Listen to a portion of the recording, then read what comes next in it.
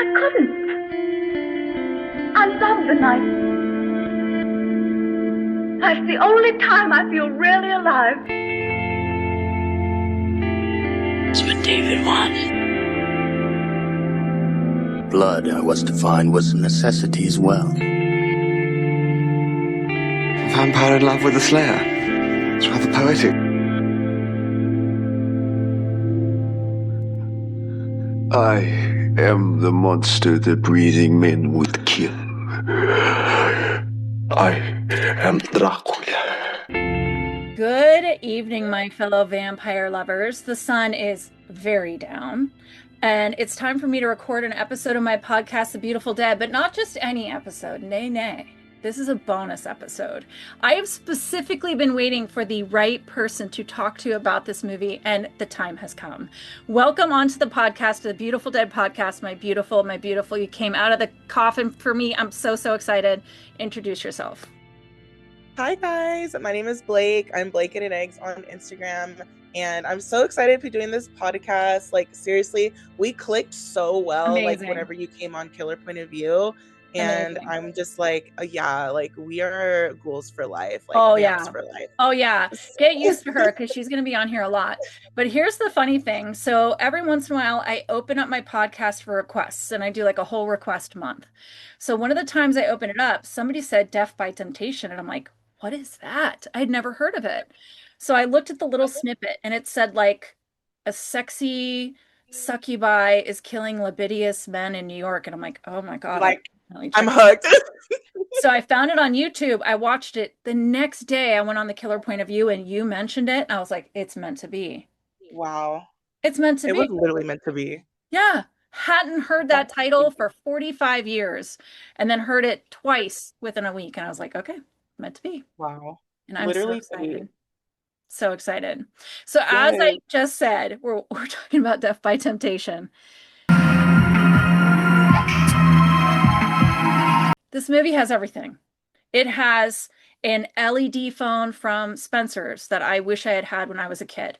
It has a saxophone randomly in a bedroom. It has a fog machine. It has full frontal male nudity. What does it not have? It has everything. Like I love that it has like full frontal nudity within the first 10 minutes. I'm like, Way that's what a before its movie's time. supposed to do. Yep. Way before its time. So Yeah. I hit start on it. I knew it was 1990. That's it. Okay. Yeah. Immediately it says Lloyd Kaufman and Trauma. And I was like, oh my God, this is going to be amazing. Yes.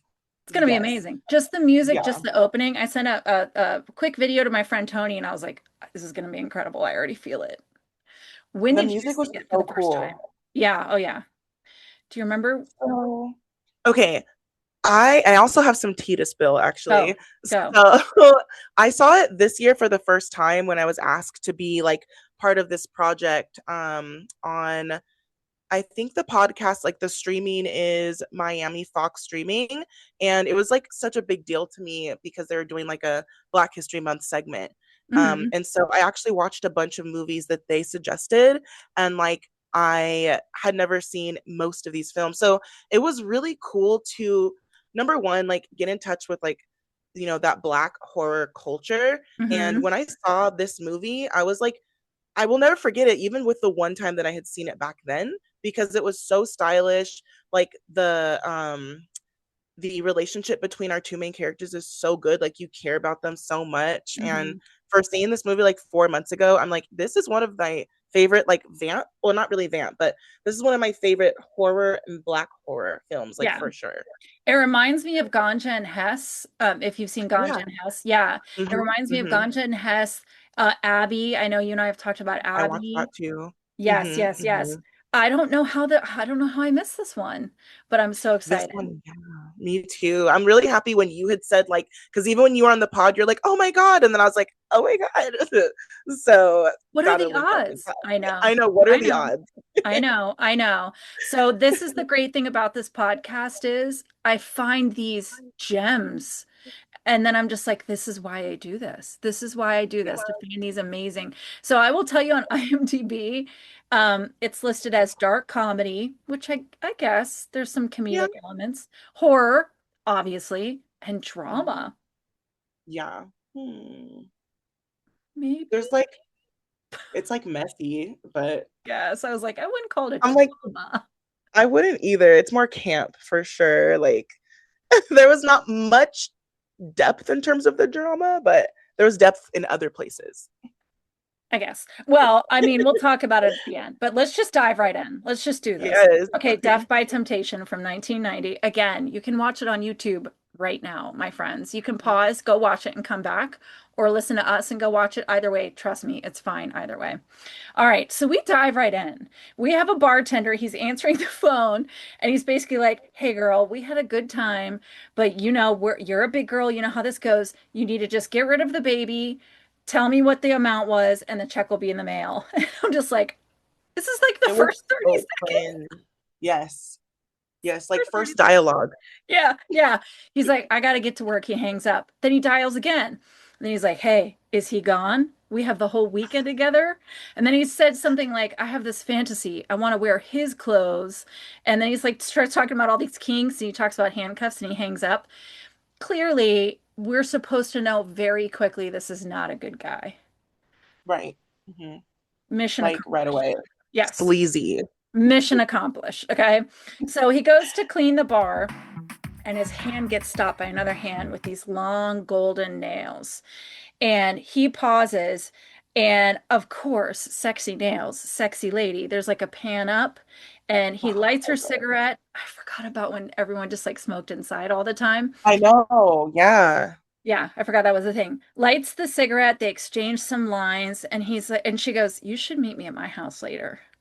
And he was like, "A lucky night." So I guess Okay. he's ditching handcuff lady, and he's gonna go check out this lady. Okay, fine. Ladies and gentlemen, if it's ever that quick and easy and they're super hot, don't, it's not your lucky night. It's a trap. It's a trap. Trust me. You're going to get human trafficked. You're going to get eaten. You're going to lose a kidney. Don't go. You're gonna lose blood. Exactly. So cut to him. He arrives to the front door of a townhouse and he just lets himself in, which I was like, don't just let yourself. Yeah. Yeah. No. There's this like super long shot of him climbing the stairs. There's a lot of fluff in this movie, I think, to get it to that 90-minute mark. Yeah. Beautiful house, though. Beautiful house. So he's climbing the stairs up to the second floor. She invites him into her room. Candles are lit. We can't see her. She's just talking. And she's got the bed with the gauzy drapes all around it, which I want so bad. I love the bed, like, but black, Yeah. but black drapes. Ever since I was a little girl, I was like, I need a four-poster bed with like gauzy. Mhm. It's not the most convenient thing to have like a bunch of drapes around your bed all the time, especially with a dog, but someday. One day, one day. One day. So he lies down on the bed and she's talking to him from the other room and he's like, you can tell about a woman from her bed and this bed tells me you a freak. I think you could tell a lot about a woman by the kind of bed she sleeps in. Now, this freaky bed says to me that you are one hot-natured freakazoid that can't wait to jump my bones because you know I've got the key to your pleasures. And I'm like, what? Why? It's a comforter.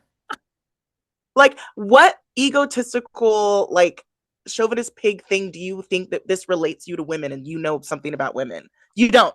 And dude, you're Like, already there. Just shut up. Just stop. just You're there. Shut the fuck up. Anyhow, but this is like, I think this was written in such a way that it's like, please die. I want him to die. Yes. Yeah. Very clever if you think about Perfect. it, Perfect. So he gets up and notes that the mirror is covered. That's our first clue. Yeah. Hmm. So if Number one. we don't know the description of the movie, we're just turning it on. Remember, like when you used to turn on cable and you're like, "What's this?" and you had no idea what you were watching. So covered mirror. That's your first clue. She comes in the room. She teases him a little, takes off his jacket and shirt, is playing hard to get, won't let him kiss her. She wraps his belt around his throat like a leash, and he kind of seems into it. That part was kinky, and I was like, yes, get him. Right? But like yeah, exactly. Like I'm rooting for her at this point, but also like no sweet talking or anything. We went right to choking. Right to it. Right Right to to it. Like choking. fully in charge. As the bed said, she's a freak. Yeah. So So she That's leads him, sad. yeah, she leads him into another room. So we kind of get to see it through frosted glass, which I thought was a nice way to do it. So you could see them, they're making out. Then it cuts to them in a shower. They're going at it until blood starts coming from the spout as they're like kissing and it's pouring all over them. Love Real it. quick, what kind of power is that? Turn water I into after blood? watching it again, I'm like, Yeah. okay, so did she hook up the blood? My friend and I were like, did she have like blood pumping through? So not sure why they Or, use that trick. right, or can she mess with his mind and he sees blood, but it's not Oh, really blood? and it's really water. I didn't That think would about that. be more of a vampire power, so we'll go with Yeah, that. that would be more. Because also, like, what a mess. Just to scare him, now you have to go clean all that up. I know. I know. And she's all during the So whole she thing. starts laughing. He screams and runs. We see all of him, all All of of it. him, as he's running through this townhouse. And then it cuts to him screaming. Our POV moves kind of like down the door, and we see blood pouring out of the bottom of the door.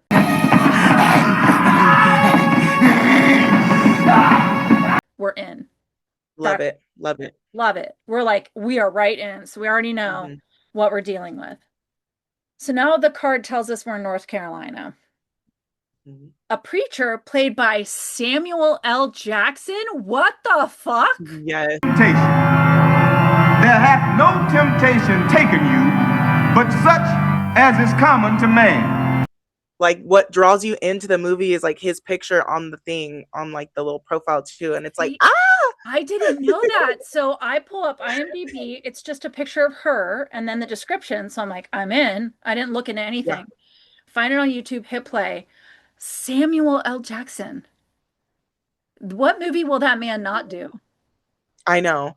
Yeah. Going from this movie to Snakes on a Plane to all his other iconic Snakes on a films, Plane. like, oh my God. I have such a snake fear. I couldn't even watch it. I couldn't. That would be horrible. I would have It nightmares. would be horrible. Yeah. I would have nightmares. There was this movie called Cold Creek Manor. The house was just a shell, right? Live in it for a while, then things change.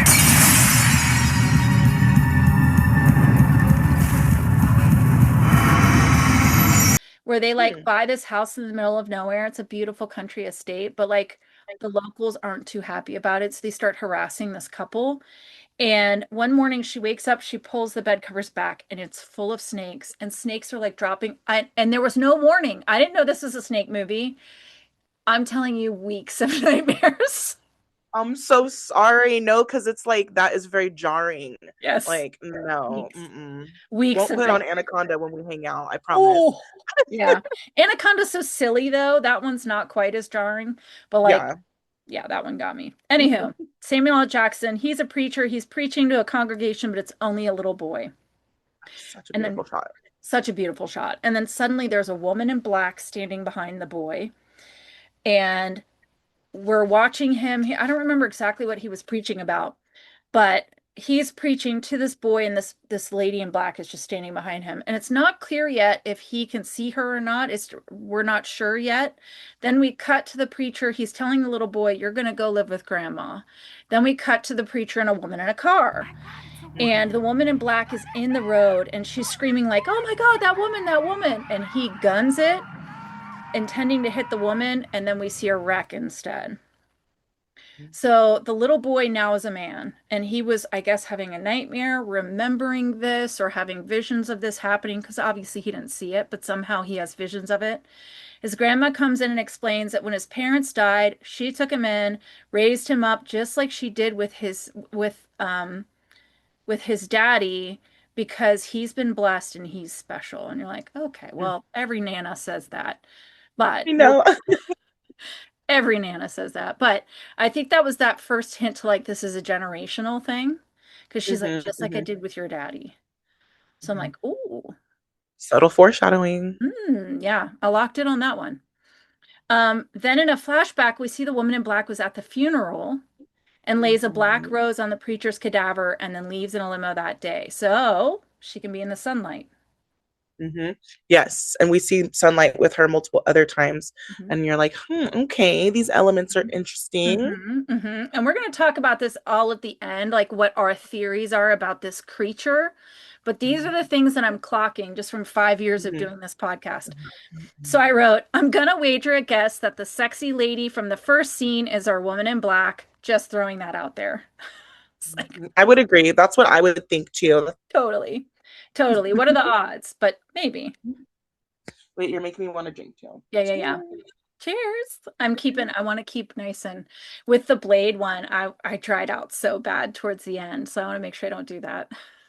No, I totally get it. It's because you're so passionate about it. That's why. So, Yeah. but you got the hydration. Sucking in a lot of air. Yeah.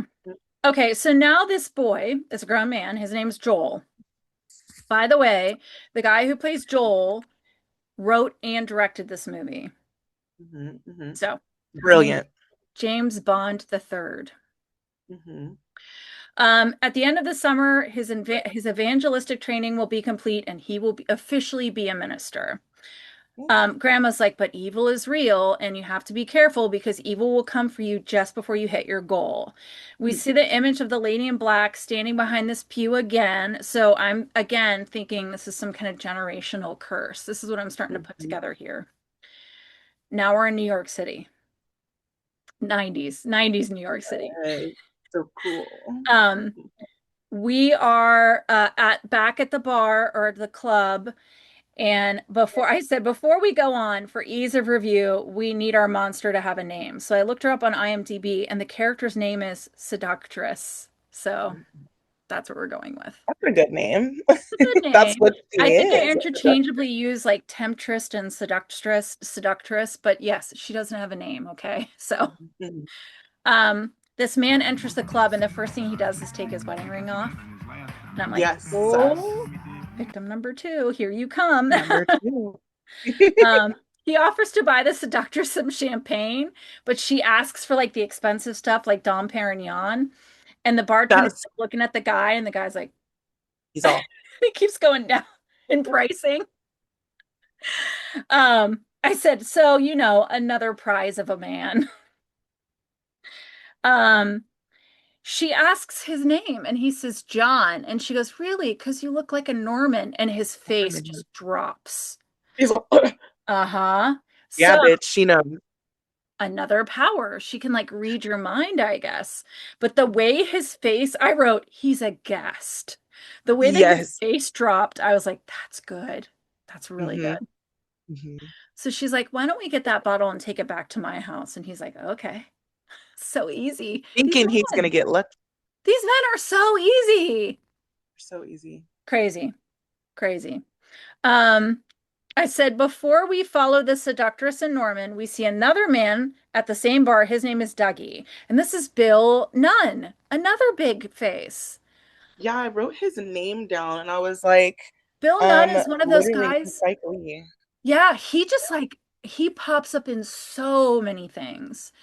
I remember him from the James Patterson movie with Morgan Freeman, Kiss the Girls. Yes.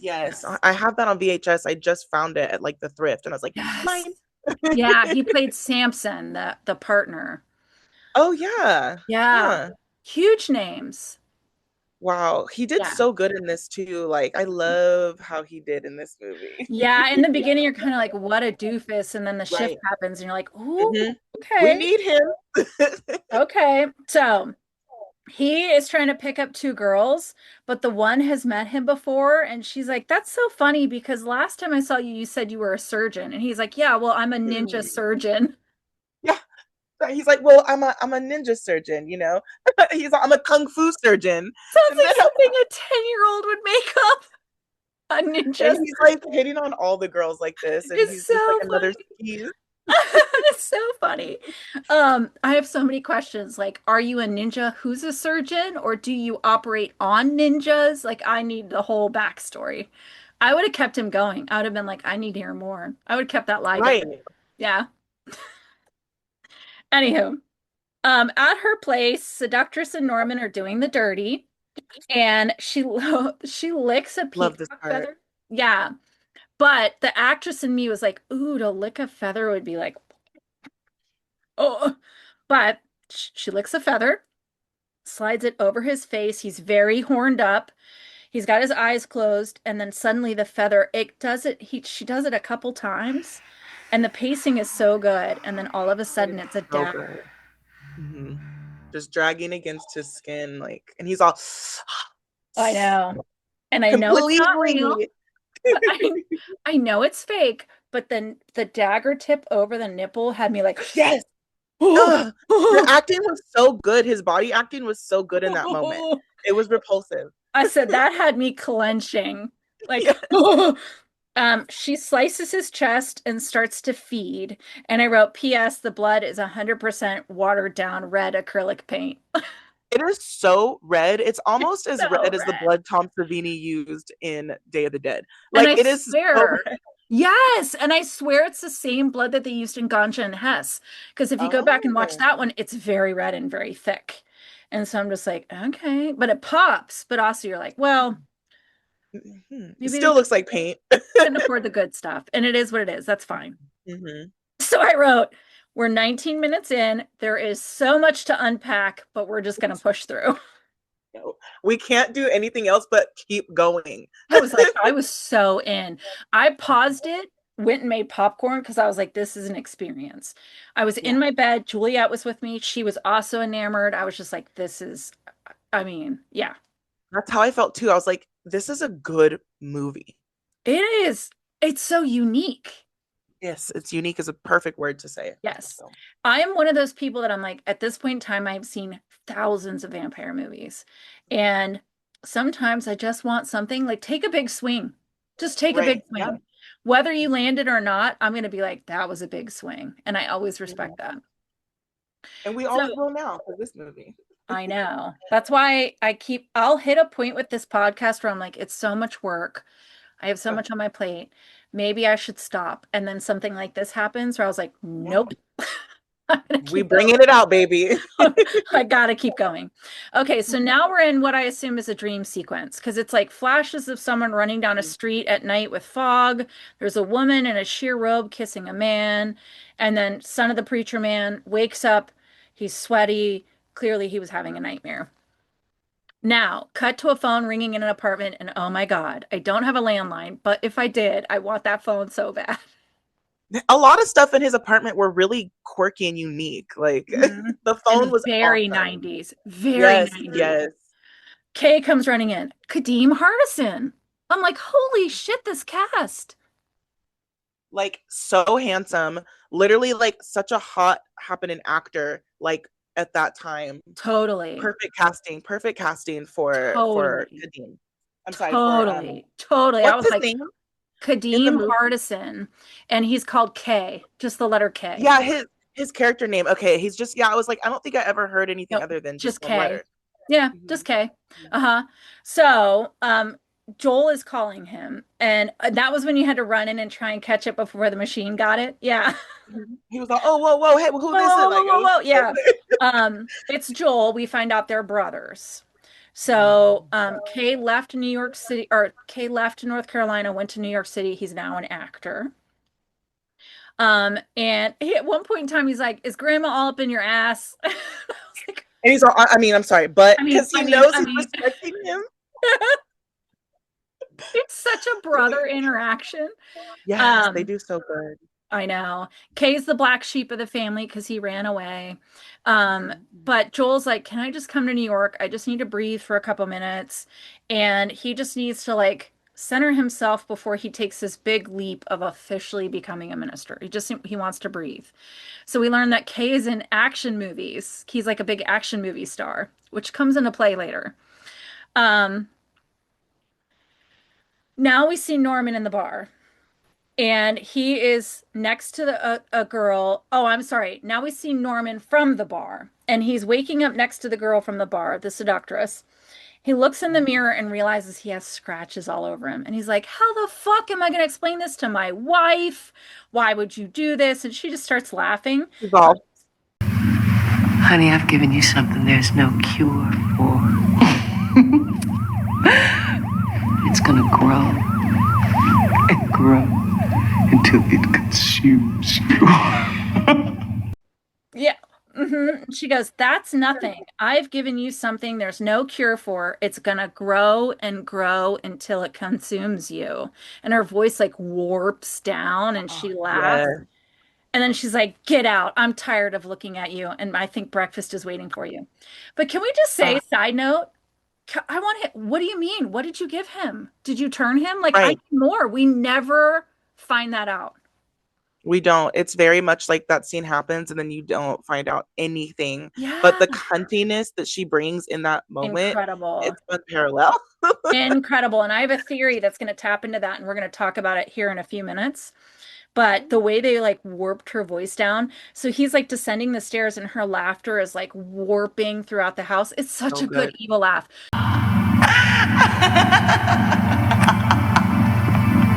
She is so fucking good in this movie. She's Like, incredible. she is so good. Um, he stops at the bottom of the stairs and he sees his reflection and his skin is like diseased or like I'm not sure what they're showing us because again, we never get any more. So I'm just like, Yeah, it's like some infection. is he That's what. undead or like, yeah, some kind of infection? I have no idea. I want so much more of that story. I'm like, give me more of Mhm. that. What is happening? One of my frustrations is when the writer knows and they think we figure it out, but like you just didn't give us enough. It's like you didn't let us in on the inside joke. Yeah, it exactly feels like that. It's like, Yeah, oh, like type shit, I basically. know. I know. Oh well, let go of that because we have no idea. Yeah, we have no idea. It just looked cool. Looked Tell real us cool. what you think. Tell us what you think is going on. All right. So now we're back with Joel. He's leaving his Bible behind.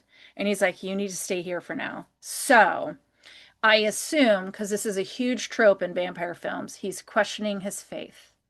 Mm. That's what I take from this. Do you agree? Do you Mhm. think?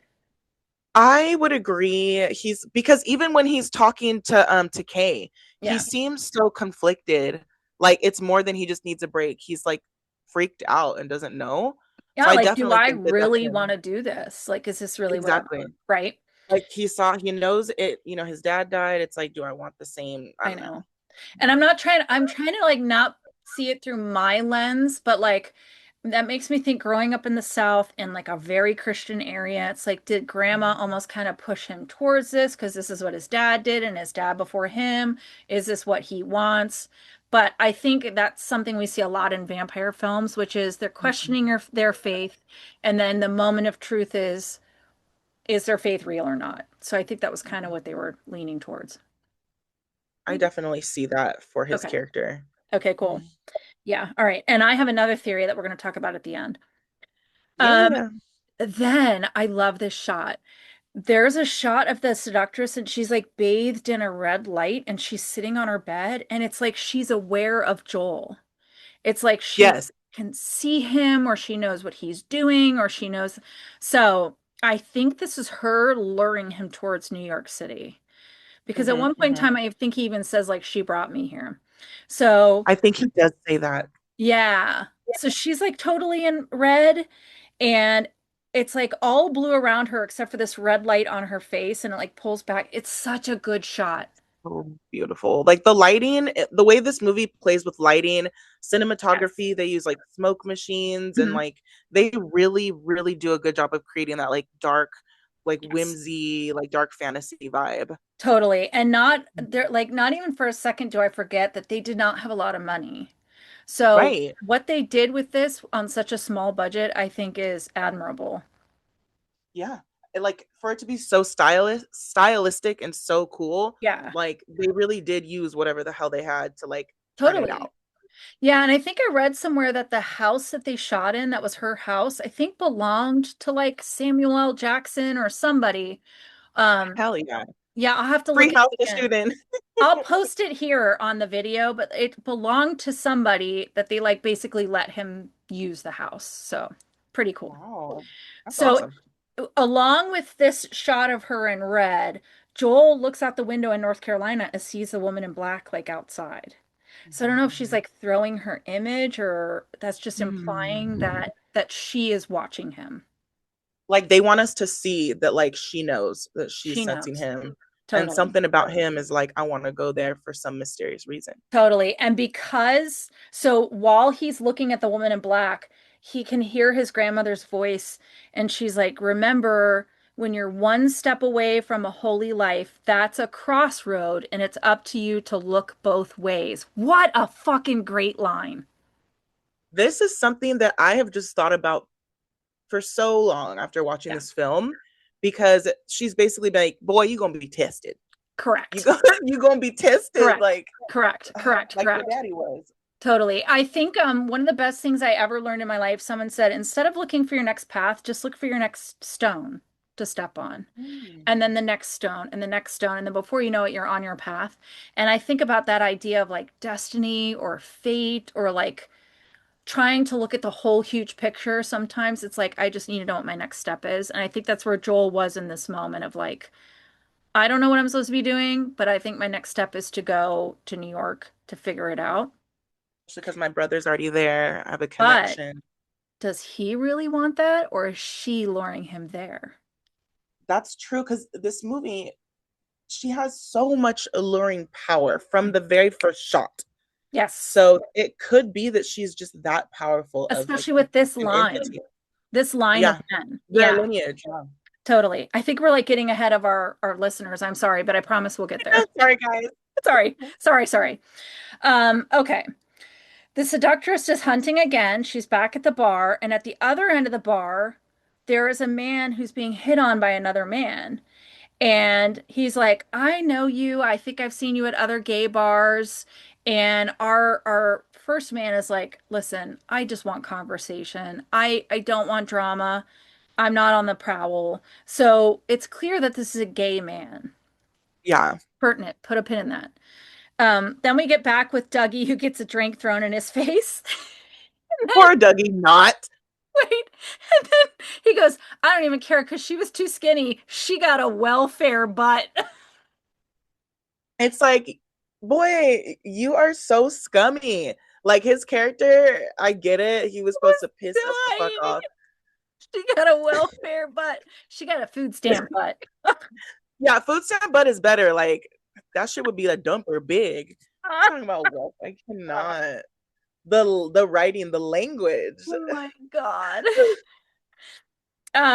So Dougie turns to talk to the bartender and he's like, I was friends with the other bartender, but he stopped coming around, which is a shame because I wanted to hear how his date went with the hot girl at the end of the bar, and that's our temptress. So clearly he's talking about our first victim that we met in the very beginning. Dougie is one of the few men not into her, and he's like, I feel weirded out by her. And I'm like, ooh, he's got good intent or good like what's the word I'm looking for? Intuition. Yes. Yeah, like he's the only one besides us, the audience, that's kind of like, Yeah. And the bartender's like, doesn't matter to me because I'm happily married. Put a pin in that. Joel's on a bus and a voiceover explains he felt out of place, so he just needed a little time away. Back at the bar, the temptress is approached by the guy who says he's only there for conversation. He does not have a name. We're going to call him Fool Number 3. Okay. I like calling them fools because that's what they are. Fool Number 3 lights her cigarette and she kind of looks intrigued, but then Kay enters. And now she's got her sights locked on Kay. She writes something on a napkin, puts it in the fool's pocket, grabs his neck and says, it's your choice.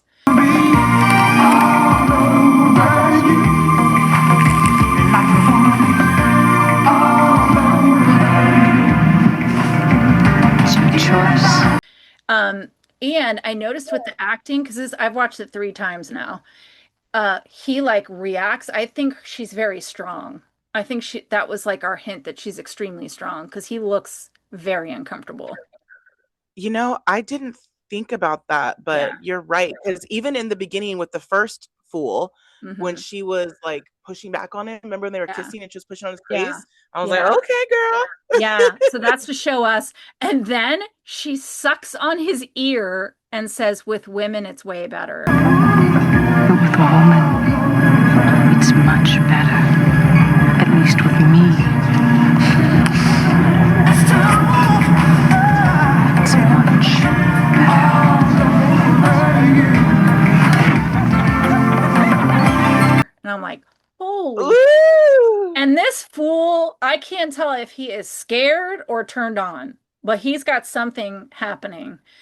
We'll get back to that.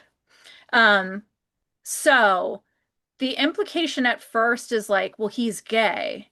So can her powers overcome that, or will we never see him again? So that was where I was going with that one. I was like, it's interesting that they threw a gay man in there. We'll get to that. Yes, we will. Uh-huh.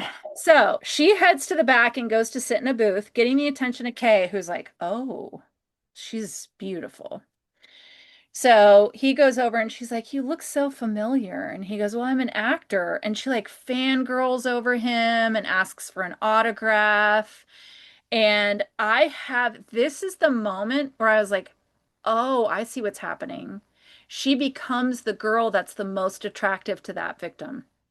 So with some, she's like aggressive and freaky, but with him, she's very like, "Oh my God, you're an actor," and like, "Oh my God, I'm so flattered," and she's like very soft and very fangirling, and I'm like, "Oh, she's becoming whatever's the perfect girl for each person." That switch up was so crazy to see, like her Mhm. working him like that. Yeah, She's good. yeah. So I'm like, "Oh, interesting." While they're talking, he has full on like fantasy visions of them slow dancing and eating fruit. And then they're like sexy in a bed, and there's like a saxophone player in the bedroom.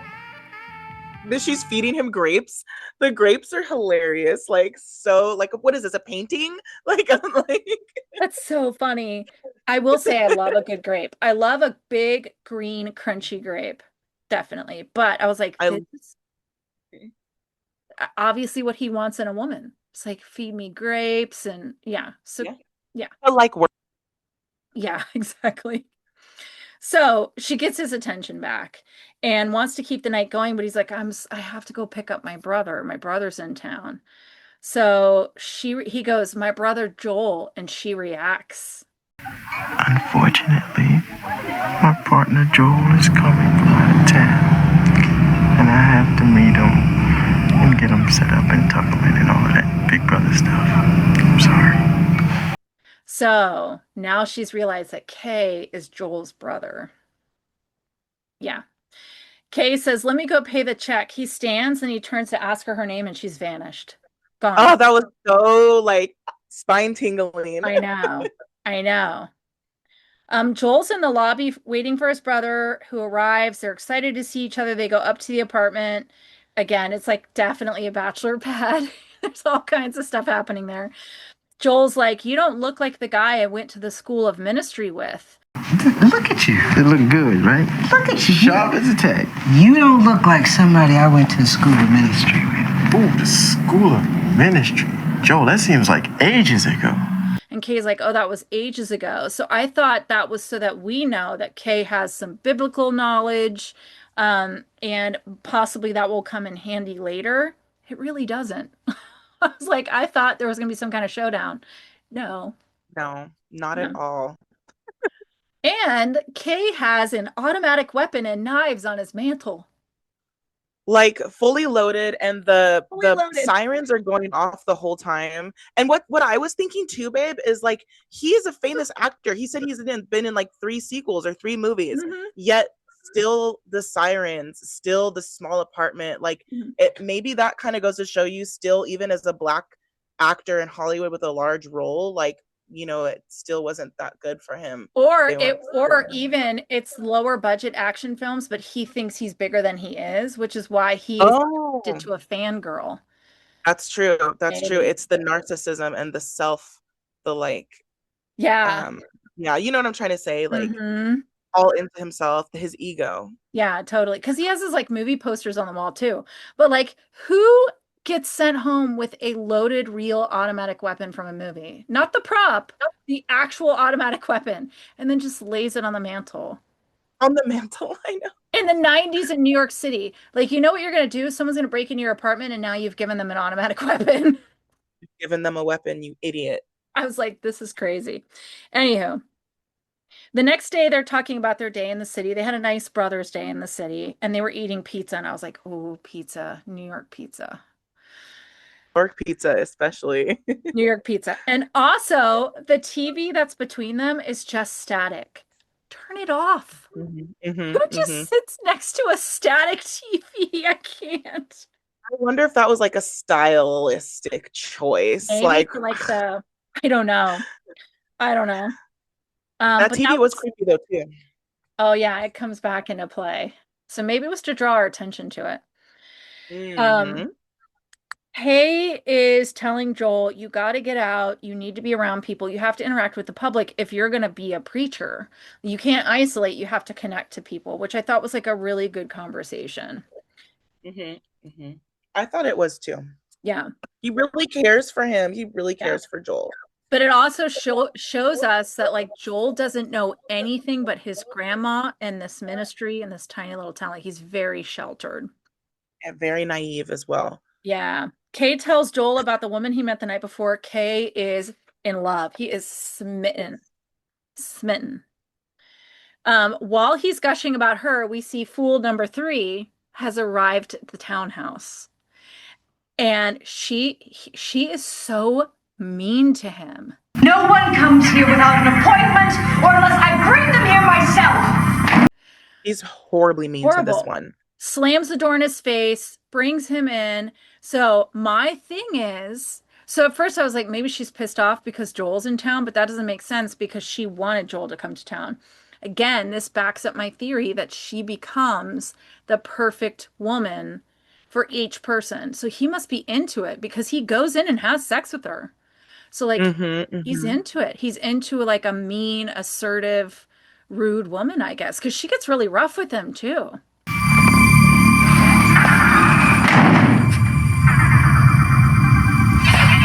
Is there a problem? She gets really rough with him, like right off the bat. So we see like I was so like, why many is she mad? personalities. I know. I think it's because she's like becoming whatever that person wants. Okay. So she pulls the fool into the house and the door slams alone. So she's telekinetic as well. And then she yells at him some more. I guess some guys are into that. That's what your theory is tripping me out right now because it's like he did go over there. I need to like look closely. Watch her with each man now. And it was with the way that she was with Kay, where she was like fangirling and she was almost like a little girl. She was almost like a little more naive and a little more. And I'm just like, oh, she's becoming the woman each man is the most attracted to. That makes so much sense. Yes, it does. Because she's her whole power is knowing what they want. Speaking of which, we cut to her riding him reverse cowboy style. Then she hops off again, looks pissed, and is like, don't touch me. Yeah. You were just bouncing on him. And then she's like, don't touch me. So then we cut to him. He's on his front, her on top of him. And at first I thought she was feeding because her head was like kind of down. And he was like, ow, ow. But then he goes, oh my God, where did that come from? And then he's like, where did that come from? Then she goes, take it out, take it out. Take it out. So either she has a strap on or she can like morph her body and she has a penis because that's what he wants. That's what I was thinking. I immediately was thinking like in some of these, like, I'm just going to say some of these like weird animes or drawings, like they'll be like women with like huge like dongs and like very demon-like. And so I also was like, you know what? I bet you she probably did like grow it because she's not human. No. And that's what he wanted. And I thought it was interesting that they started with reverse cowgirl because he doesn't have to see her. So it's like he wanted it, but he didn't want to be with a woman. So back to him and then behind him. And then suddenly she has a dong. Yes. So I'm just like, okay, she's becoming what he wants. So then the male pegging was really like, you didn't see it coming. I just wanted to add, like, I'm telling you, this movie has everything. It has everything for free on YouTube. Everybody, it cost me nothing. Okay. Then we see his head or his hand being grabbed by like a furry hand. So I'm just like, oh, she can like mutate into like a werewolf form or whatever we're seeing right now. Blood comes out of his mouth, and then again, they do it with shadows, which I love. So it's like the shadows behind the bed drapes, and That was she's so cool. slicing at him with claws. So she's totally mutated at this point. And Or the maybe camera's like she's, panning back and he's yes, screaming. And it's a yes. beautiful bloody shot It's a behind those great shot. And shadows. two, if you don't have the practical effects, that's a great way to do it. That's Mhm. beautiful and we can't see. So it Mhm. works, right? That's why I'm saying like low budget is not an excuse. You could No, still make a fantastic movie. absolutely. Um, so we don't know what her original form is, but we've seen a lot at this point. Mhm, we've seen a lot. Oh, yes, we have. So Kay wants to take Joel to the bar to see if the temptress is there. Then we cut to her after killing the fool, and she's like agonal breathing. She's like, Yeah. I don't know what is happening. That like I don't know if she is raged out or she like I have no idea, but she is like I agonal think she breathing. just wants him so bad. She wants Joel so bad, or it, Yeah. that she's like malfunctioning, like midlife crisis Yeah. type shit, but not really. Yeah. Like some Yeah. sort of crisis. So now we get this cute little montage of Joel trying on different outfits to go to the bar. Yes, such a funny cut. God, it's so 90s. It's so Mhm. 90s. And it's so cute. I mean, the whole thing is so cute. So then we see her getting ready and she like uses magic to put her stockings on. They just like roll up her legs.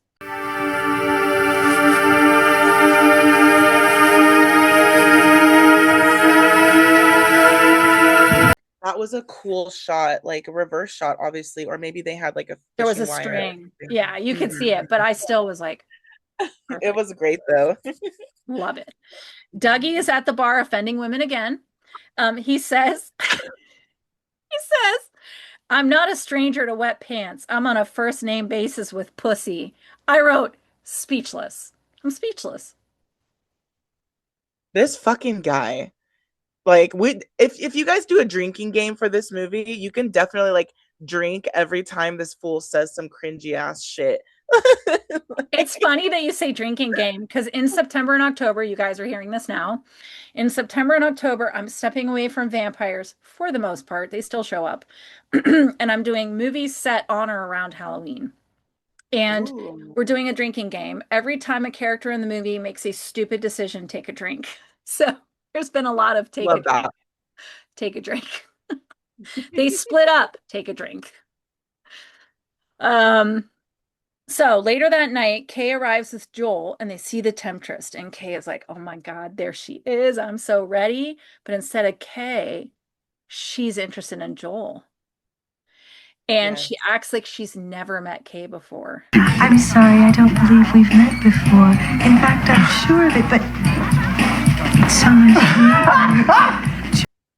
Full punch to the ego. Full punch to the ego. She's like, hello. I have Oh, it was met. And so he's great. like, oh, girl, are you fucking for real? And it's Mm-hmm. such a mind fuck for him. Yeah. Mm-hmm. Because Um, he's like famous. He's like, wait, you don't want me? That's probably what yeah. it is. Yeah. Oh, oh. Um, she acts like she's never met him before. She leads Joel away to the end of the bar to sit and talk. Kay is aghast. He does not know what to say. Dougie says, I see you looking at the homegirl in red. She's bad news. She scares the shit out of me. So I'm like, okay. So he's got some kind of intuition here. We'll get back to it, I promise. He used the word spooky, which I liked also. Spooky. What it is, but she's just weird. You know what I mean? I mean, she got them spooky eyes, man. Yeah. That spooky bitch. Yeah. Mm-hmm. After the bar, the boys return to the apartment. Kay is bummed out, but he's taking it well. He's not taking it on his brother, to his credit, but you can see he's a little bummed out. He's pouting. And Yeah. Joel says, we talked, we had a drink, and Kay's like, oh, are you drinking now? And Joel's like, no, no, no, it wasn't alcohol. And then Kay goes, if you like a girl, would you jump in those drawers? And Joel is like, no way, fornication is a sin. This is an important thing. Fornication is a sin. Joel is like, I'm not going to do it. I'm not going to do it. It's a sin. And he's like, I can take care of myself. I don't need your protection. Put a pin in that. The little moment for the boys with their Yeah. little fight. Mhm. Meanwhile, Grandma is praying for God to protect Joel while the temptress is holding a snake. See, I wonder sometimes as an actress, I'm like, if I got a really great role, but then they're like, you have to hold a snake, could I do it? Like, I Could you think about do like it? Salma Hayek, and I'm like, I think I could. I think I could do it, but I think about that. If you saw someone else like hold it first and like put it on them first while you're Maybe, on yeah. set, Yeah. maybe. But Yeah. I get it. Like if it was spiders or something crazy, moths and bugs, Yeah, I'm yeah, freaked yeah. out. I don't know if I could either. I think about too, I don't remember the name of the movie, but it was like they were in a motel and it's at one point in time they have to go underneath and there's like rats everywhere. And I'm like, I don't know if I could do that. Have you seen the show Dragula? Oh, Or do you yes. know about Dracula? Oh, yeah. So some of those, like some of the things they have the girls, the queens do, I'm just like, I couldn't. And it's like laying down with rats, getting electrocuted, all these I different know. things. I know. And then there's Willem Dafoe, who I heard on the set of Nosferatu was like psyched when all the rats were there. And they had to keep Oh, telling him to like focus. I guess he's a bit any animal. He loves an animal. And so they were just like, focus, buddy, focus. well, that's cool. I mean, Yeah. he's an icon too. How you gonna tell him put the rat down? Willem Dafoe loves a vampire movie. Oh my God. I would love to meet him. Iconic. Where are we at? Oh, yes. The boys fight. Yeah. So Temptress is holding a snake. So she talks to the snake and she's like, Joel is the last of his line. Soon it will all be over. Joel is the last one of his line. Soon it's all going to be over. All of it. So I'm just like, we never find out. I'm just like, what do you mean? Is there like, do you have to finish his line? Why? Is it a curse? Right. What's going to be over? I wish we got more. She's just been plotting. I know. I'm It's like, like, what do you mean? How far back does it go? it's like, girl, why do you care? I have a theory that he thought there would be a sequel. Oh, Yeah. Yeah. Anywho. so he could explain everything to us to Yeah. So, no shade, but Grandma's holding the picture of Joel and the eyes are cut out. And I was like, oh, they didn't even try and hide it. And then blood comes out of the eyes. And I was just like, you could have shown just the blood coming out and we never would have known the holes were there. But they show it with the holes clearly like punched out. It's like, oh. they're probably like, we have to do this, we have to get this shot. And now we're like, you didn't have to. No. You could have just it could have all been implied. She's holding the picture. You see her like looking at it, and then she goes, and then we see blood. You didn't have to show the very like Stephen King's It, when they're like Yes. looking at the picture of Georgie and then like the blood all Yes. comes out and stuff. Like Yes. Yeah. Oh, so Temptress is visiting the boys' apartment. Joel goes for a jacket and Kay is like, you know, we've met before. And he's standing in front of a mirror and he looks and he looks at her and he looks at the mirror and he looks at her and she has no reflection. Game when you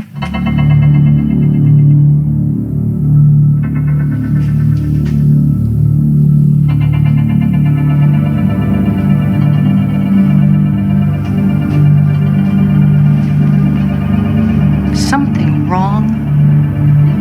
Kay? Yes. Yeah. so cool. She looks pissed and she goes, something wrong, Kay? I'm like, oh, fuck. The way that she shifts back and forth is crazy. Then Joel returns. She's smiling. I'm ready. Okay. Bye, Kay. She's like, you ready to go? And Kay is just like, Gagged him. gagged. I would have grabbed my brother and been like, yoink. You're not going with her. But then Joel's on some I can do what I want shit. So you know. No, we can have that fight later. I would have pulled him back, kicked her in the ass out the door. We'll figure it out later. Anyhow. So Kay goes to the bar and says to Dougie, I believe what you said. Something's wrong with this woman. He's like, she didn't have a reflection. I know it sounds crazy. And Dougie's like, no, I believe you. This is when this movie takes a hard left turn. Shit gets crazy. Hard left turn. Okay. We cut to Dougie admitting that he works for a branch of the government that specializes in supernatural cases. We're a branch of the federal government that specializes in murder under strange circumstances. I don't believe this. I do not believe this. The supernatural could be responsible for a significant. And I'm like, what? You're like, wait, this is the This this goofy ass motherfucker works for the X-Files. That's what I was gonna say. This motherfucker over here giving lines to women, Goofy. feeding them the shittiest, corniest lines. Right. But X-Files. I think that was all a ploy so that he would never really actually leave the bar. He just needed a reason to be sitting there. Yes, which is a really cool thing for the audience to find out together. Totally, but hard left turn. Yeah. I had a little whiplash from that. We see computer information. There's like a list of women over the centuries who have all died, and the code name is Temptation, which is fun. But also, like, are those all her aliases, or does she come and leave the earth? I'm like, I need so much more information. No answer. Again, this is what I say all the time. Nobody ever expected some nerds with podcasts to sit down and break this whole thing apart. They were just like, it's fine. It'll be fun. Mm-hmm. Like, we'll just put it out. No one cares. No one will know. No one's gonna care. It's a vampire movie. So fast forward to me. Yeah. He says a year ago he was assigned to the case of a man in a psych hospital saying he slept with the devil and could feel snakes inside him. And then when he was about to reveal the woman's name, snakes slithered out of his mouth. How do you feel? Oh! How do you feel about that? That sounds like hell. As a nurse, I'm like, what the fuck would I even do? I'd be like, I quit. Oh my God, I know. If you're on the table, I'm like, and then this. Yeah, I quit. Then I go right to church and be like, I was wrong. I was wrong. Sometimes I feel about that too. I'll be like, I want to know about this stuff now. I want to know about religion. Oh my God. But so if she kills some and eats them, but then like others she curses because the snake guy, and then we have the rotting flesh guy. Yeah, and then we have the first guy who was like dinner, rotting flesh guy who's like, haha, take this, you bitch, take this back to your wife. Yeah, and then we got werewolf shredded. Yeah, werewolf shredded. Now we're hearing about snakes in the belly. Mm-hmm. Just a whole lot of nasty and mean. Like, how would you want to go? How would you want to go? If he had took me? Mm-hmm. Oh God, every single. Let's see. Which one didn't die? Did Norman die? We don't know. Norman is the one that got all sliced up and sent back to his wife with rotting flesh. Oh shit. Yeah.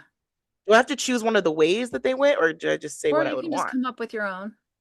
I would be like, whatever your bidding is, I'll do it. Just don't slash me up. I will be your Renfield. Girl, please. Let me be your cleanup girl. Girl, yes, like I'll do whatever. I will wash the dildos, whatever you want. I'm your girl. Yeah. Don't kill me. Yeah. I'll prepare the room. What about you? I love that. So, okay, so she picks me up at a bar. I go home with her. She's the perfect woman. I don't want to die. Again, I'd be like, just make me what you are. Yes. And then we can hang out, all of us. And then we can bring multiple guys back and we would be so full. It would be amazing. Brunch? Anyone? Right. I was like, we'll even make a chore chart so nobody has to do all the chores. It'll be amazing. Yeah. She'll be happy. She'll be happy. It's like Real Housewives of Transylvania. Oh my God, I love it. And we're all like this in the intro. And whenever there's a girl fight, we're just throwing cups of blood at each other. God damn it. But we never ever get super mad at each other because we're sisters. Yeah. Girl power. Okay. Wow, I got very sidetracked. Where are we at? Hard left turn. Okay. Yes. Snakes in the belly. So the investigation led Dougie to the bar. He's been watching her leave with men that never return. And Dougie says to Kay, I'm gonna need some help. And I'm just like, what qualifies this guy? Just because they spoke about it once. That's it. I assume you're specially trained. But you're just like, you, action star, come here.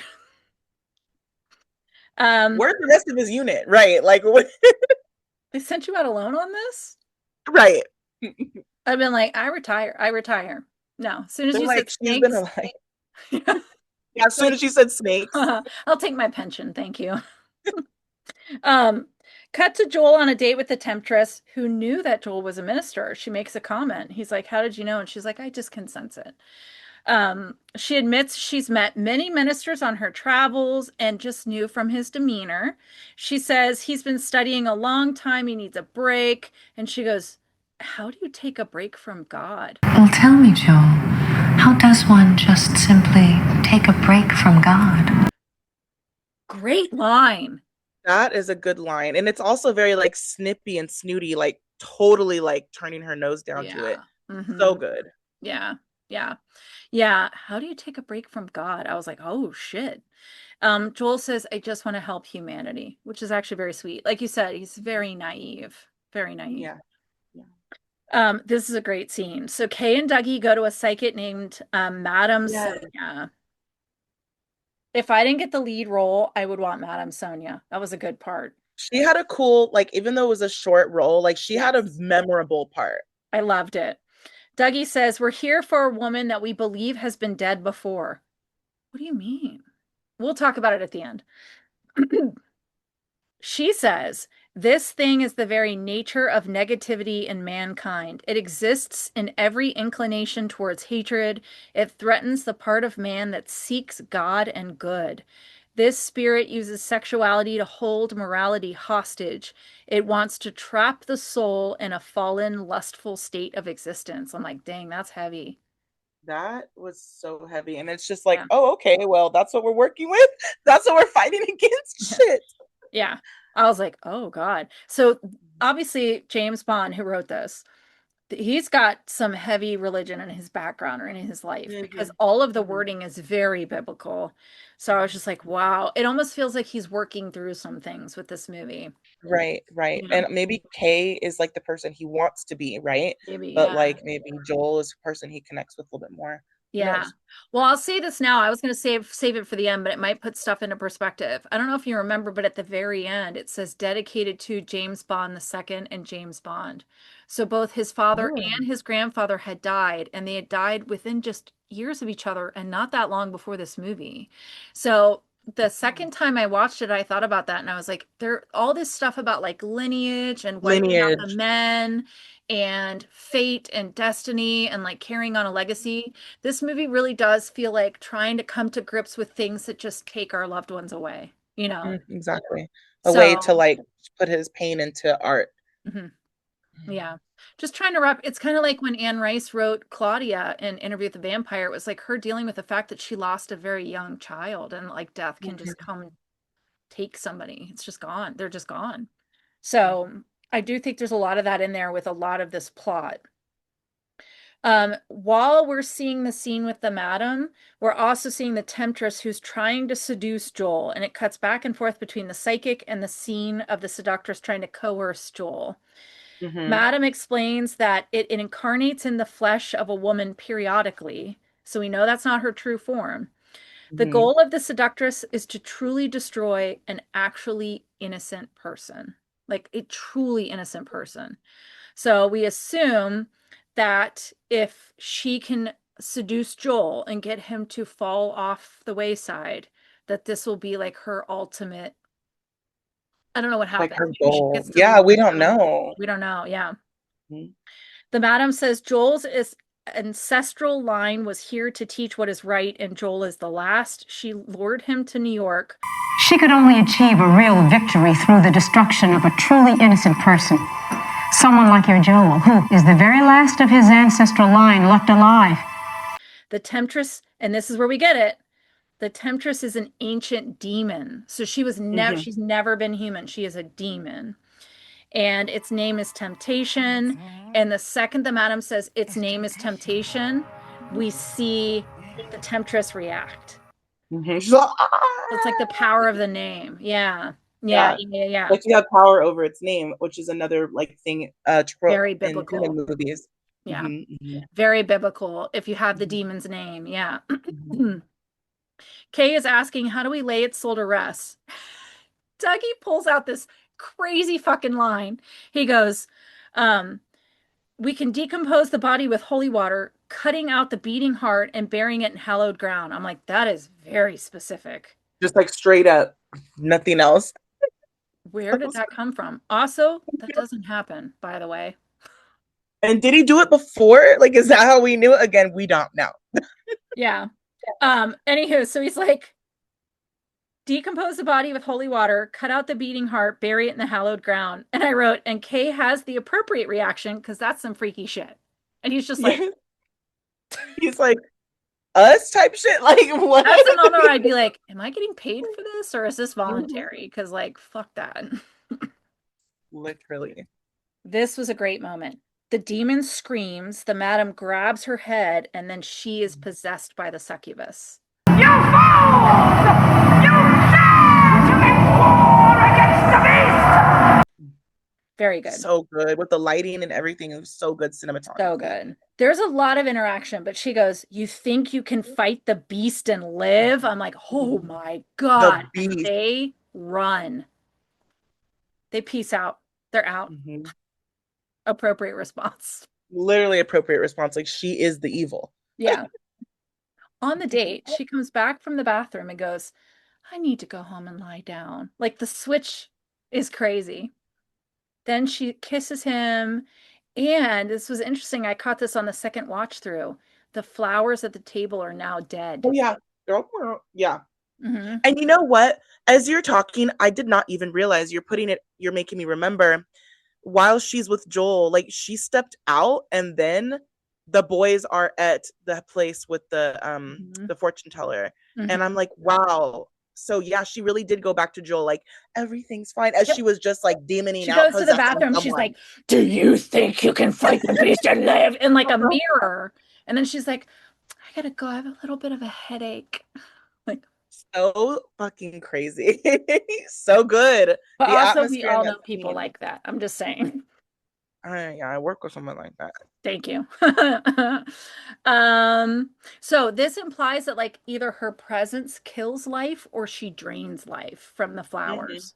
Mm-hmm. Mm-hmm. So now we're back to the dream again. It's like Joel running down the foggy streets at night. This time it's Nana's having the dream. Meemaw, grandma, is having the dream. In this one, Joel runs into the bar and everyone is there and they all appear to be rotted corpses of all our previous victims. And the woman in black is in the back and she just like stands up and she's slowly walking towards him as all the corpses sit up and start talking to him. It's a great scene. It is a really well done scene. Again, with such small amounts of money, they managed to pull this off with just lighting, subtle makeup, and location. Yeah, like tight framing, like very gothic lighting. It was so good. Yeah. So as she's like slowly walking towards him, all the corpses are like, come into the fold, come into the fold. Come on. Yeah. The lady reaches him, grabs his throat, and kisses him, and then Grandma wakes up. Put a pin in that. All right. So Joel and Kay are back at the apartment, and Kay is like, that woman is a murderer. You need to stay away from her. I'm gonna tell you, Mama, this thing is after you. And I'm scared that if she hasn't gotten you already, she will.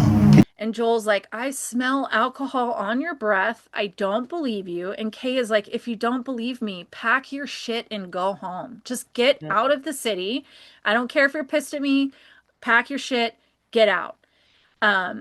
This thing that is after you, I'm afraid she's going to get you. And Joel's like, it's just a woman. Kay says, listen. Naive. Yeah. Kay is like, I have to go meet up with Dougie. You really need to go home. And then he leaves. Joel is crying. I'm sorry, but I laughed out loud at this moment because the acting is just the quivering lip. And I'm just like, oh, he's off. Yeah. If you can't cry as an actor, there's other ways to shoot it. You know, you can just have them like this or what. Oh, this. But yeah, the trying to force the crying, never a good decision. But yeah, he's like, yeah. Oh boy. So Kay is on the payphone. We can't hear it. It's just music. So I'm assuming that's Grandma. I'm assuming he calls Grandma and says like, you Joel needs to come home. I don't know what he says because we don't get to hear it. Okay. So cut to Kay and Dougie. They're pulling up into an alleyway. They're getting out and they're talking to that young bartender that's now at the bar. And they find out the temptress is the only one inside. Nobody else is there. And they say, put this holy water in her drink. I'm like, ooh, okay. The holy water, okay. Alrighty. And then they peace out. He goes inside. He pours. Oh, by the way, boys and girls, theys and thems. If you're at a bar and the bartender turns away with your drink, don't drink that. A bartender should never turn away from you, okay? I am a bartender. I'm telling you, you should always make the drink in front of the person. So he does it in like the most suspicious way. Yeah. I'm happy that you're saying it bad. Turns away like this, and you can see him reach for his pocket, and I'm just like, oh my God. And she's looking the whole time like, yeah. If you've learned one thing from this podcast, always see who's making your drink, watch your drink. Please don't leave your drink alone. Listen to her, you guys. Yes. Let this be a lesson, okay? So he puts it in front of her and he goes, it's on the house, and she drinks it. Outside, Doug explains, oh, this is a great line. He's like, yeah, when she drinks it, she's going to be slobbering and farting and gagging. Look, now, when she drinks that holy water, she's going to start slobbering and farting and gagging and shit. Are we about to see this? Why the farting? The farting was crazy. I'm like, so ridiculous. I need to see the script so bad because I want to know how all of these lines were written.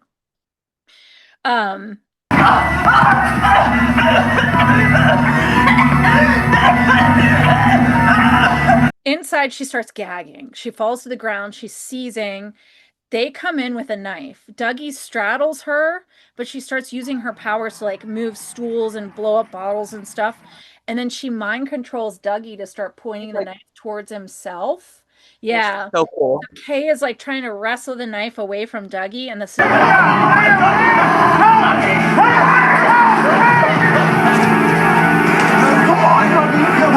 doctress is just laughing and laughing. She sits up, it throws them back, they run.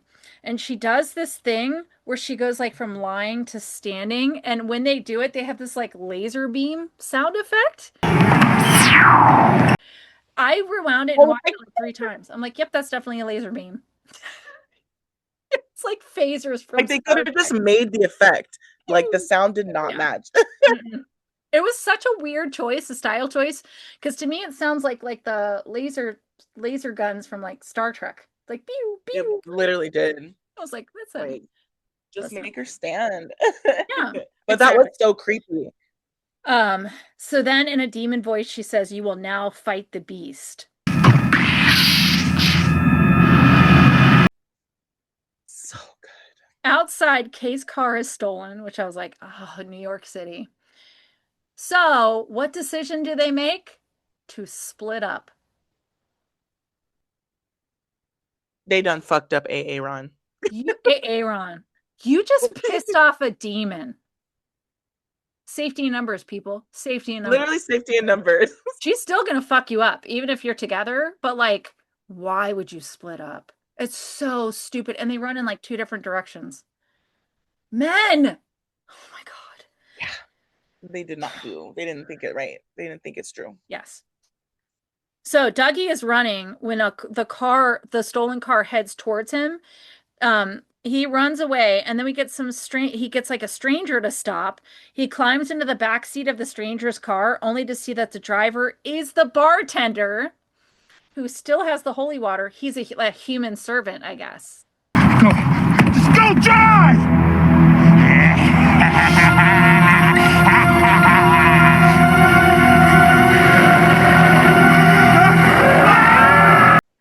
But the fake teeth. It wasn't he? Like, what a choice. They're like these like weird like redneck teeth that he's like popping. Yes. And I was like, what a choice. What a choice. It was so bizarre. It's such a bizarre choice. He didn't need the teeth, okay? No, as soon as he shook that and you had the green light on him, now we know he's a human servant. You didn't need the teeth. I understand.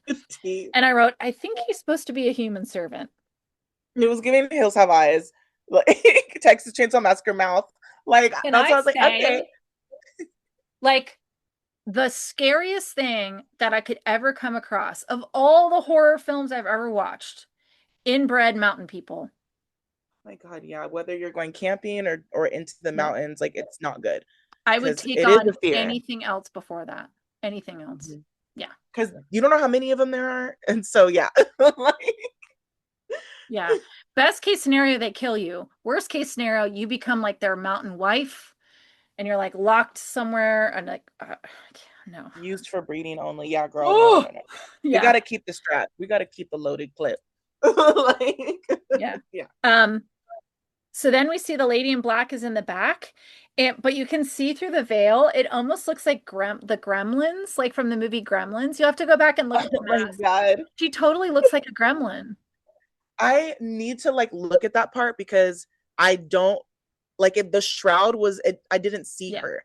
Watch it. That's So when this hilarious. video drops, I'll let you know. And I will have just the snippet of that so you could see it. And I was like, it looks like a gremlin. She looks like a gremlin. Yeah. My gosh. The makeup department, what were you thinking? Don't use a green palette. Just using whatever they could. Yeah. Dougie is attacked. Okay. So now Kay is returned home. And I was like, I did not know this was going to go where it was headed. So we cut to Joel. He's with the seductress in her bedroom. He has like tears in his eyes and stuff. So I guess he went to her and he's like, my brother kicked me out. I don't know what to do. They kiss. It is not a chaste kiss.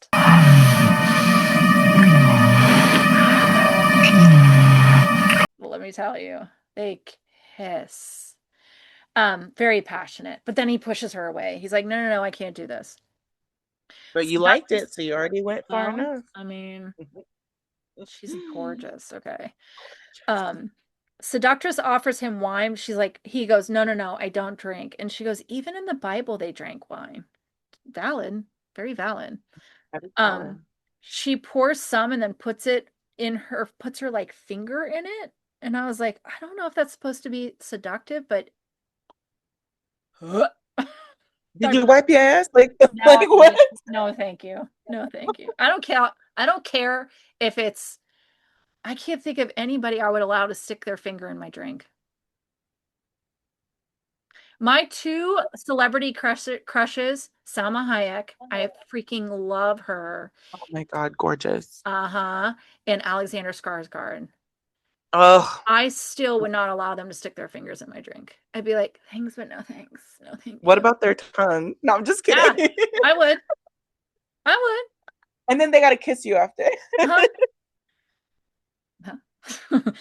listening, no you guys. No fingers. That is. I'd be nice about it. I would be like, no, thank you. But inside, I'd be like, whoop. You can't let them see. You can't let them see you sweat. It's not even your fault. It's just like hands are gross. Okay. Anywho, you're learning a lot about me, Blake. I know. I'm so happy. I've wanted to because I think you're so amazing. So.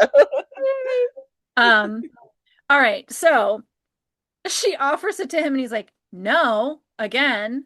Also, like, definitely no now. And I love a glass of red wine, but like, so she drinks it and then kisses him, and he pushes her away, and then he passes out. And I was just like, did she knock him out? Or is it implied that she put wine in his mouth? But that would knock him right out. I was like, that was a weird beat. Yeah, that was weird. Like, did he faint? Yeah, or was it like her glamour? Yeah, right? Maybe. Like, but like, you can't use him if he's passed out. You got to have sex with him. Oh yeah, that's true. To take the, his virginity. So maybe he tasted it and it freaked him out so bad he like short circuited. He's like, oh no. He's all good. Oh no! And then she laughs after he passes out. The laughing that she does through this movie, all of her laughing is so cunty and so like well timed. She is so good.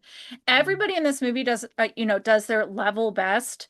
But she, I think, just like outacts everybody in this movie. She shines. She really does. She really does. This is the moment there's no way I could have even guessed this was going to happen.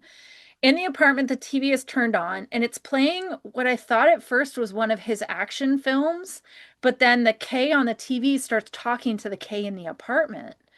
And then this like he has like a bust of Reagan, like a blow up bust of Reagan on his TV, and it starts like laughing and moving and shaking. It's so fucking creepy, you guys. So I was like, I never could have guessed this was coming.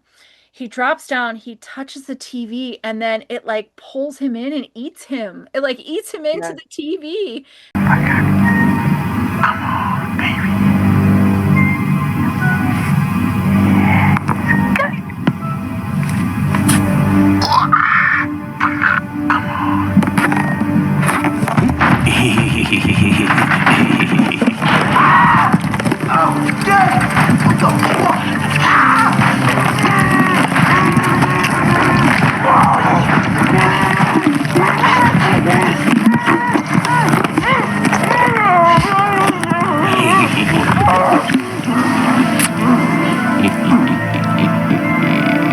And I was like Videodrome fully. Yes, yes. Then we see her again on her bed in the red lighting, so we know that she's like controlling all of this and that she's reacting to it.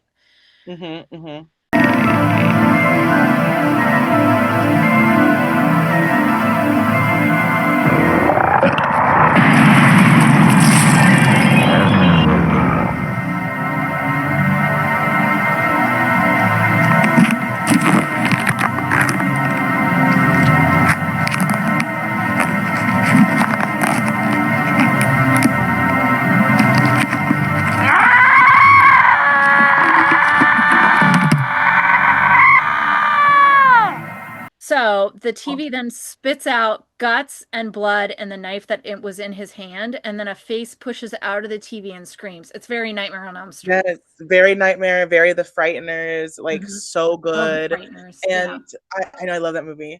And I really appreciate that gore in that quick spit up shot. Like I loved it. I never expected We that. didn't expect it at all. Were you like, what the fuck? We just lost Kay?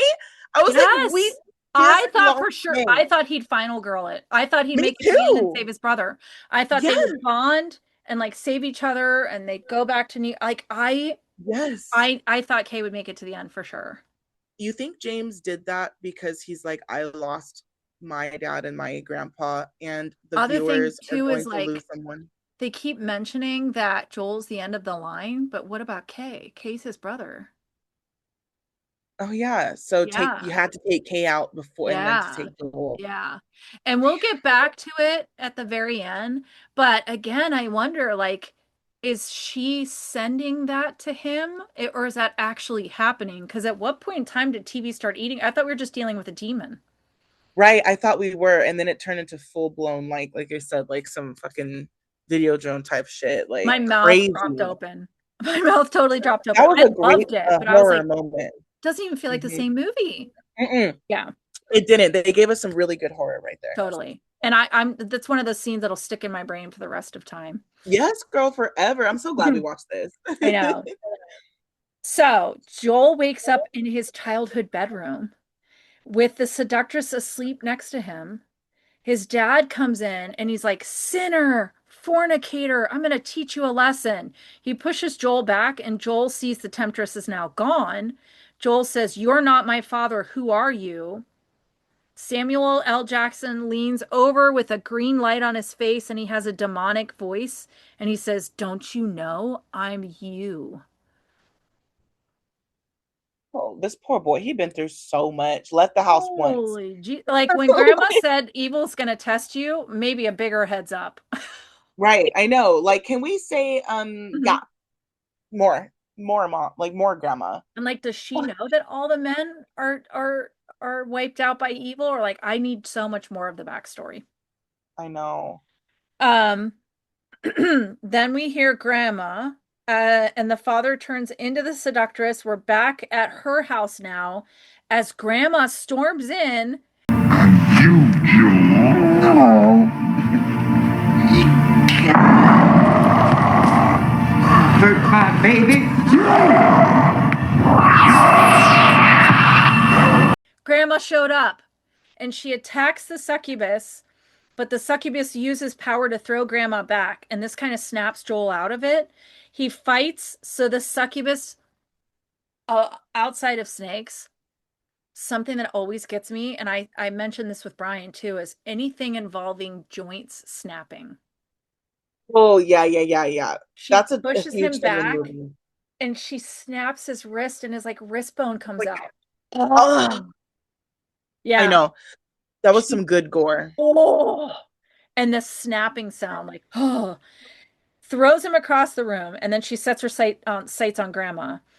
And now we get to see the fangs. So she has two on each side of the top jaw and two on the bottom that are long, almost like tusks. Um, oh, I meant then. Then her face continues to contort, and now she has these like huge black eyes, like almost alien-like. And she has Yeah. like this pronounced brow. She has wrinkled skin. Um, and I will tell you, this shifting scene, this actress, like she gave it 10,000%.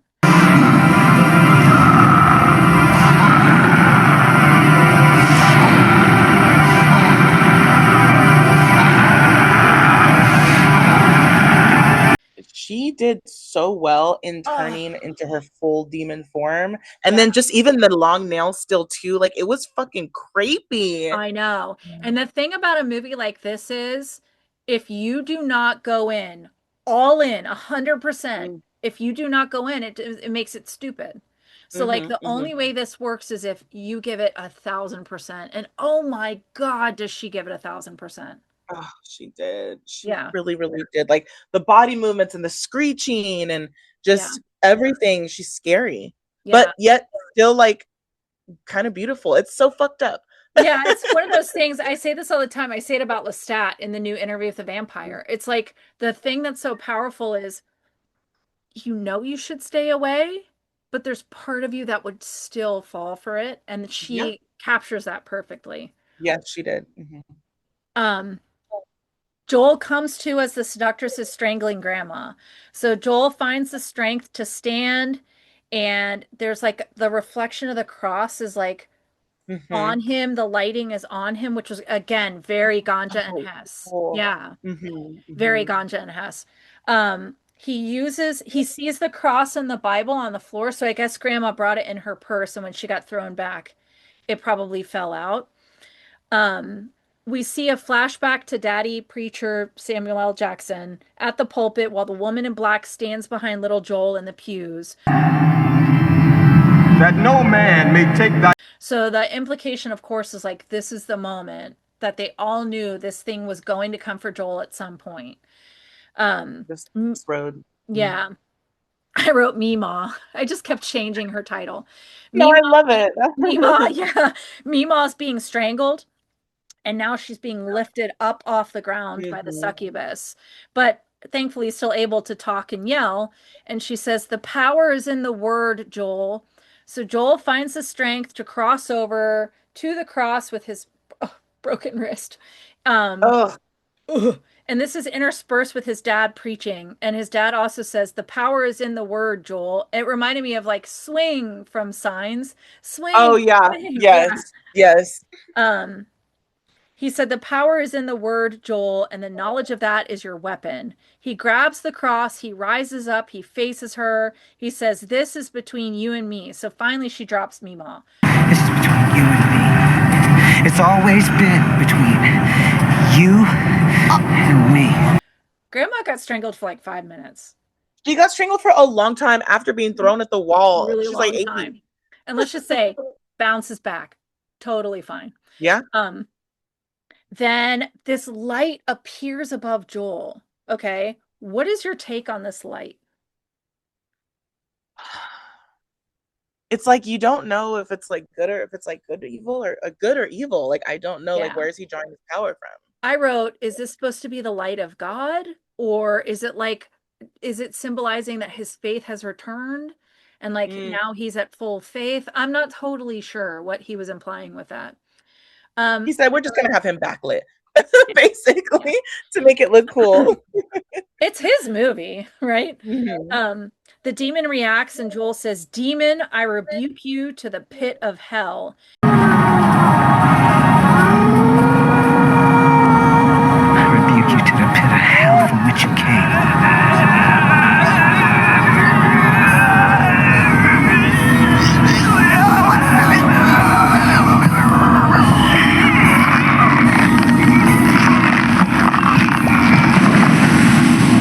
And then she explodes into a pile of goop. She's just like goop everywhere. It was Full that Hellraiser. no holy water ripping out the heart, burying it and consecrated, none of that. You just, I guess, needed a cross and the right words. The words. Boom, goop. Thousands of year old demon. Goop. Joel was the one to Joel was the one. end it all. Now suddenly, this is a trope that drives me crazy in these movies. The sudden sunrise. It's like it was full dark, and now sun is streaming in, birds are chirping, Meemaw and Joel hug. Apparently, 5 minutes of being strangled does nothing to an old lady. No marks. This was so good, and this is why I think they were planning a sequel. So we cut to a limo at night, driving down a foggy, dark street. Out of it comes a man. We just see shoes. The driver is Kay, who has fangs now. Okay. Into the club goes the man. The camera pans up, and it is Dougie, and he is the new succubus or incubus, whatever you want to call it.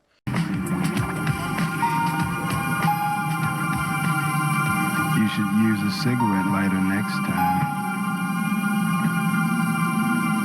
The flame lasts longer.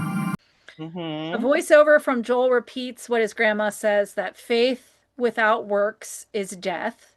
He knows that now. He is sure that his life will continue, that they may cross paths again.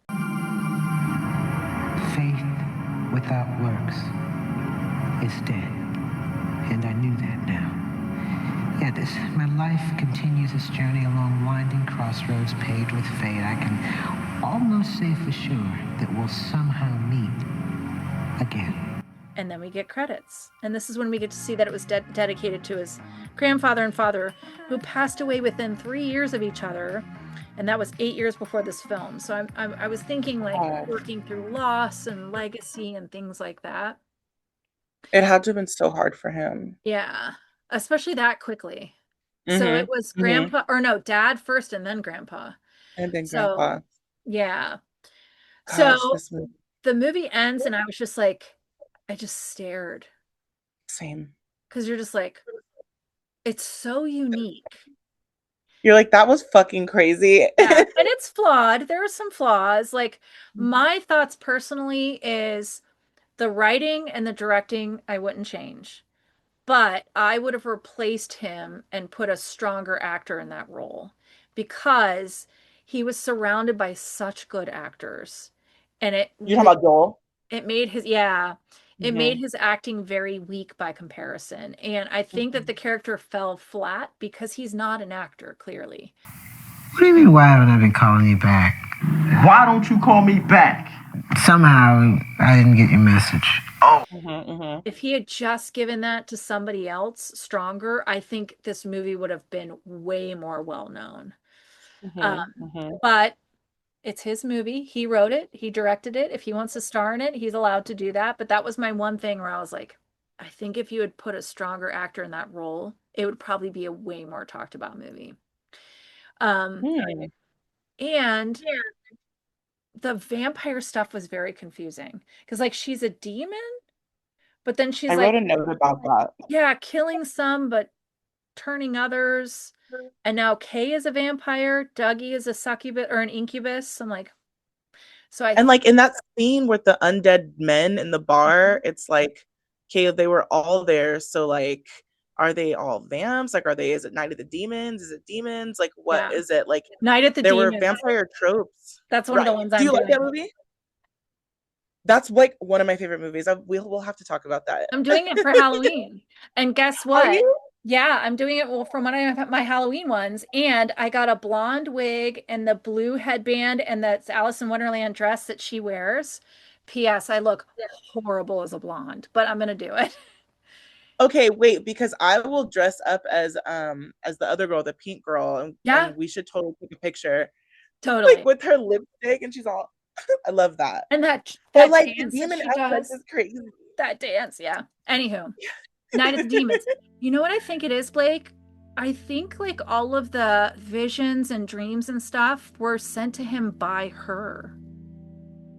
Like when him and Mima were having the same dreams. That's true. Mima was having them too. I think Mima was more like she had like an all-seeing eye. Yeah. But like the demon, I believe, like what you were saying, she probably was projecting these feelings to him, but the grandma's seeing it too, like Yeah. So yeah, you know, I think with the voiceover at the end, I do think he thought there would be a sequel where maybe he comes back and he has to fight now Dougie and Kay or other creatures. It was really cool that Kay got out and like was a demon. But so did the whole TV thing happen then?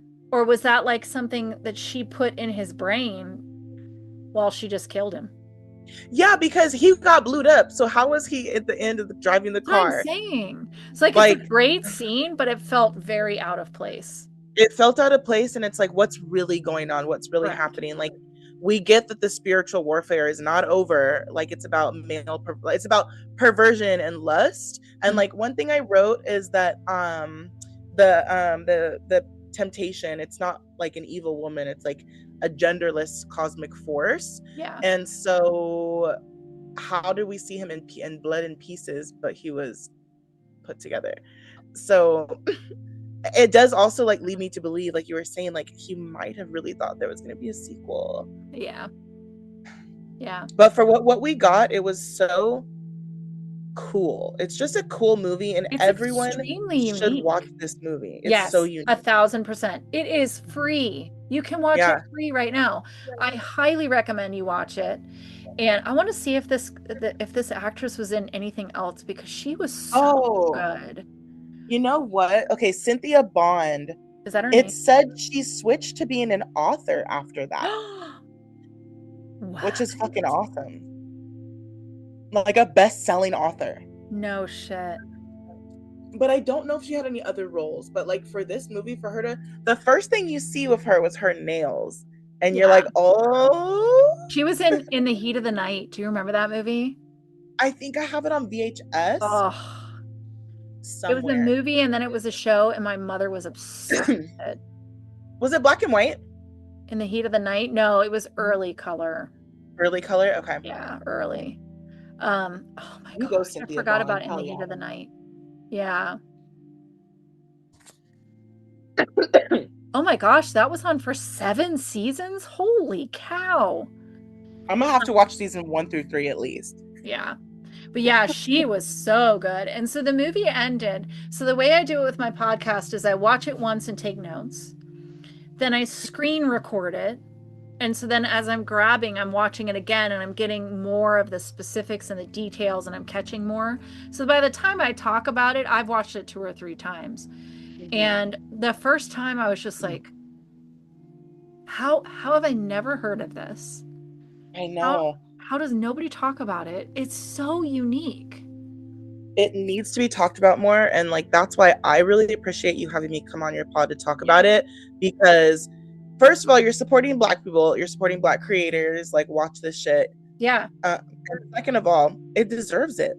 Totally. Because it has, like, just that beginning scene. We've seen it in Scream. We've seen it in so many horror movies. The beginning scene is what pulls you in, and the horror is right away. Mm-hmm. And it's so much deeper than that. Yeah. So this movie, if you watch it, you will support Black creators. Mm-hmm. And it definitely is like a horror movie that would shock everyone, and you might leave like, well, damn, that was different. So I suggest watching it with friends and by yourself. 100%. And I am so about supporting creativity, like Obsession. No, whoever thought that was going to be what it was? But like, they took a massive swing with a very small budget in Hollywood and like today's money, and look at that. I mean, that's what happens. Like, he was a YouTube creator, and now look. So I am all about supporting like independent, creative just like let's start really looking out for the little guys. And like our horror group, the horror people are so supportive, they're so wonderful, they're so accepting, they're so non-judgmental, and like I want more of that. Let's start talking Yeah, I about the totally agree. yeah. Yep. We 100%. all need to be on the page. Yeah. And it's the same with the brothers that did like Talk to Me and Bring Her Back. They were YouTubers and they were comedy boys, and look what happened now, like multiple features that were just Australia. so pivotal in horror. Yeah, Australian horror is Australia in the last couple years. Damn. Yeah, Australia's bringing it. I'll tell you. Have you seen The Loved Ones? Which one? The Loved Ones? Maybe. It's like an older Australian horror movie. The concept is so good. All I'm gonna say, it's a woman who asks somebody to prom. He says no. I saw this covered on other horror podcasts. Yes, that's the one I want. Okay, yes, I'm gonna watch it. Okay, good. Watch it and let you know. The Loved Ones. I love it. Yeah, I love that horror is making such a huge mark right now. It is. Yeah, as it should. Oh my God, Sinners. Let's get back inside. Come on. 1, 2, 3, 4, 5. Well, in the merry month of May, from me home I started, left the girls of June were nearly broken hearted. Salute to Father dear, kiss me darling mother, drunk a pint of beer, my grief and tears to smother, then off to reap the corn, leave where I was born, cut a stout black thorn to punish, roasting doublings, brand new pair of brogues, rattling over the bog, frightened all the dogs on the rocky road to Dublin. 1, 2, 3, 4, 5. Holy shit. Oh my God. Okay, Ryan Coogler, incredible. Gave us Black Panther, gave us Sinners. The fact that Sinners touched so many people's lives, and one of my close friends, he's like a very prominent like Remick cosplayer, like shout out DJ Oldboy, and like this movie has brought so much because people believed in it, because it was such a good story. The writing, the heart, the vampires, the lore, the history. Perfect. It's perfect. I was in LA when it came out, and from the quick like preview I saw, I thought it was like an Evil Dead situation. Like they had called forth like demons. So I'm in LA when it premieres, and my social media was blowing up. When are you going to cover Sinners? And I'm like, it's a vampire movie? So I went and saw it on a Sunday at like 10 in the morning. It was like me and a family. And we were, just on the ride like together, clapping at the end. It was so fucking good. And I came home and I looked at my kids and I was like, you have to go see Sinners right now. And I want the soundtrack on a record. I want a record. It's like $50, but I think I might do it.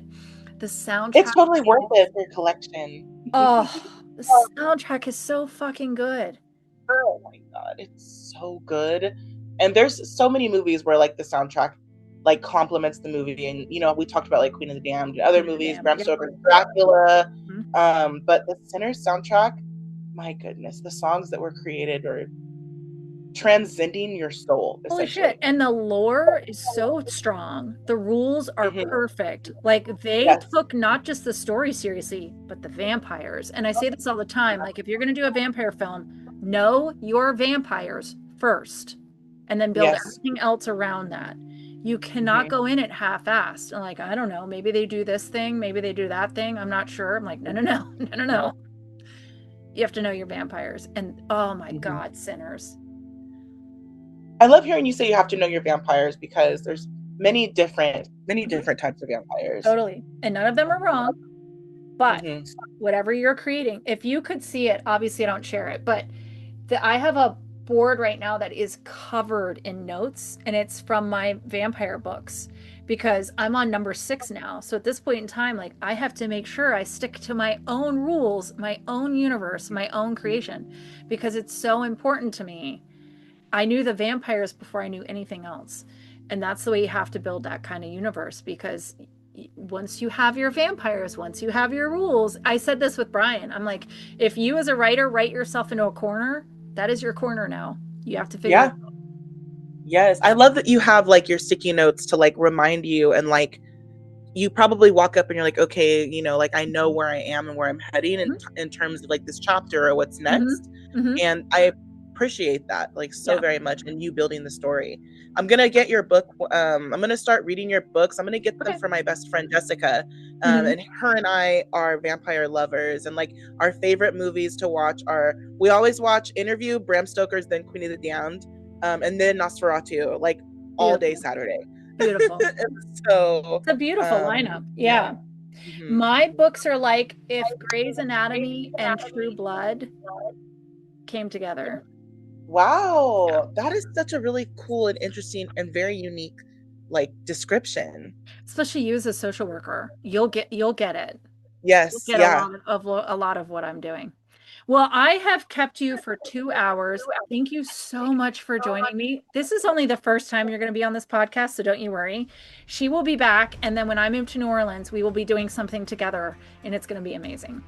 Yes, please tell everybody, where can they find you? What do you have coming up? What can they look forward to? This is your moment. So again, I'm Blake and Eggs Horror on Instagram. I am co-host of the Killer Point of View podcast. You can find us at the Killer Point of View Network on Instagram as well.